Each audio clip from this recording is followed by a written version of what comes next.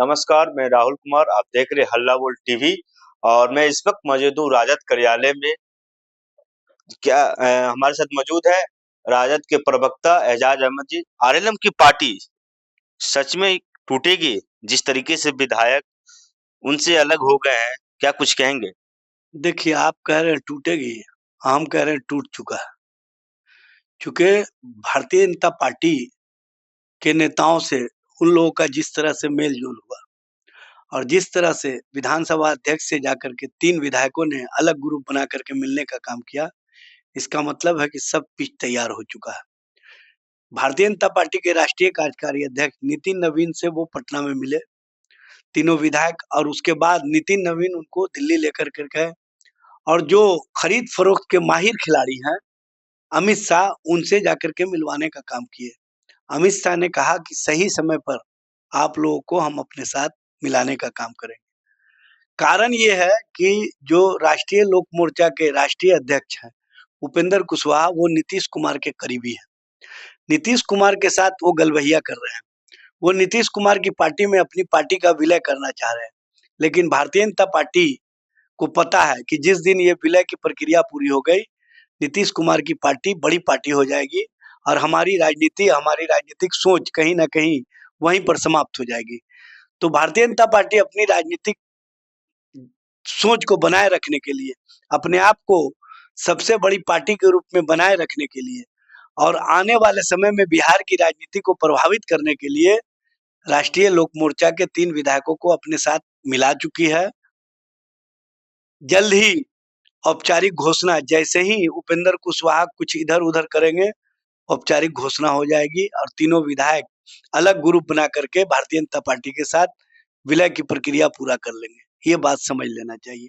इसलिए इस तरह की राजनीति के ट्रैप में न सिर्फ उपेंद्र कुशवाहा को भारतीय जनता पार्टी ने फंसा लिया, बल्कि उपेंद्र कुशवाहा को माध्यम बना करके भारतीय जनता पार्टी ने कहीं न कहीं नीतीश कुमार की राजनीति को भी अपने ट्रैप में ले लिया है।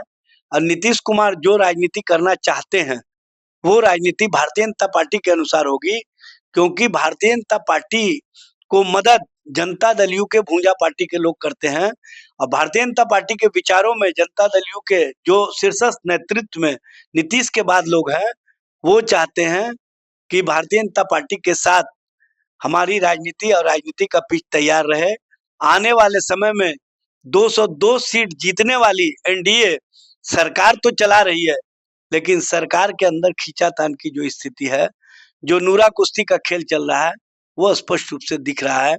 और आने वाले समय में हो सकता है खरमास बात, एक नए राजनीति और राजनीतिक परिवर्तन का जो संकेत भारतीय जनता पार्टी अभी इशारों में दे रही है, आने वाले समय में वो खुल करके अपने नेतृत्व को मजबूती प्रदान करने के लिए सामने आकर के कोई ऐसी घोषणा कर दे जो या तो नीतीश कुमार के लिए मानना बाध्यकारी हो जाएगा, या फिर नीतीश कुमार अपनी राजनीति को बचाने के लिए कोई नई प्रक्रिया, नए सिरे से नई दिशा में अपनी राजनीति ले जाने का काम करेंगे।